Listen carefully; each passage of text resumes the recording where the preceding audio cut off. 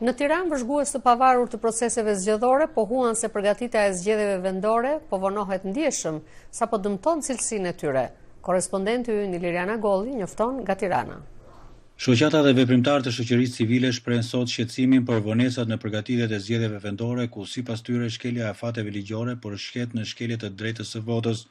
Pikpyetje të shumta janë ende se kur do të ngrihen komisionet e votimit dhe se kur do të trajnohen komisionerët, kur do të njihen 10 kandidatë për bashki dhe mijëra këshilltar dhe kur do të verifikohet pastërtia e tyre sipas kërkesave për dekriminalizimin e institucioneve. Sot nuk ka absolutisht asnjë emër të bërë publik zyrtarisht nga asnjë parti dhe kjo është një ngërç tjetër, pasi data 2 maj është shumë pranë kur regjistrimi do të bëhet në KQZ dhe është jashtë çdo lloj standardi demokratik dhe europian, që këto kandidatura të bëhen të njohura vetëm atëherë kur e kërkon afati ligjor apo kur fillon fushata elektorale.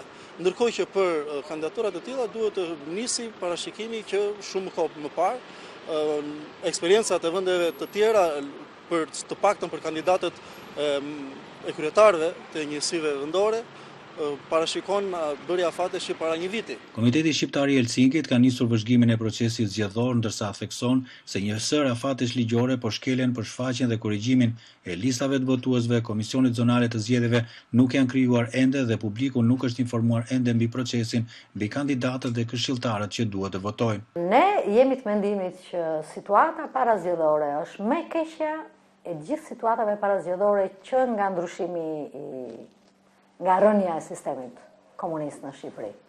Asnjëherë më parë nuk ka bërë vaki që ne të shkojmë në zgjedhje në një situatë të tillë të paqartë, me shkelje afatesh kaq të rënda dhe të gjitha kryesisht në dëm të interesave të drejtës votës, pra në dëm të interesave të votuesit. Vëzhguesit pohojnë se këto zgjedhje janë jo vetëm më keq të organizuara, por edhe më pak të vëzhguara. Sipas tyre, përveç ambasadës amerikane që ka dhënë fonde për vëzhgimin e procesit, gjithë institucionet e tjera ndërkombëtare i kanë lënë pas dore zgjedhjet vendore shqiptare duke i parë si çështje komunitare.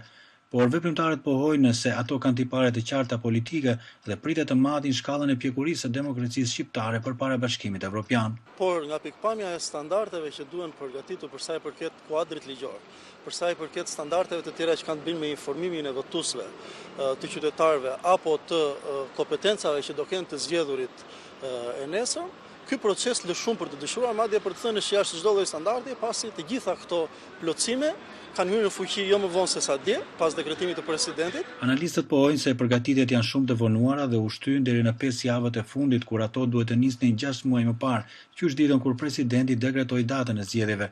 Drejtuesja e Komitetit Shqiptar të Helsinkit, Vjolca Meçe, thotë se duke i fshehur kandidatët deri ditën e fundit, partitë politike fshehin personalitetin e atyre që do të qeverisin pushtetin vendor, duke dhënë mesazhin se ata do të jenë persona pranë partisë dhe jo pranë komunitetit. Me këtë sjellje janë duke shkuar drejt një centralizimi. Drejt një centralizimi që nuk e ka bazën as te programi i partisë, po tek individi, tek një kryetar partie.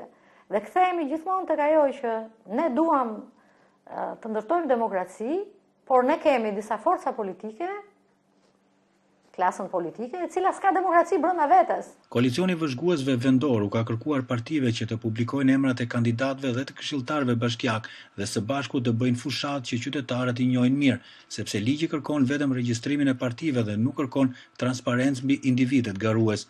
Shqetësim për mos publikimin e kandidatëve për zgjedhjet vendore ekziston edhe brenda partive më të mëdha. Kandidatë vetëm një njeriu deri tani, s'janë Partia Socialiste akoma. Për fat keq.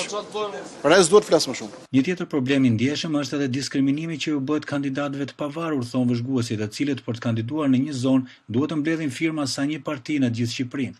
Analistët janë skeptikë se me këtë atmosferë të zymë parazgjedhore dhe me hallet e shumta që kanë qytetarët e mërzitur me dy partitë e mëdha, parashikimet janë për një pjesëmarrje të ulët të tyre në zgjedhjet vendore.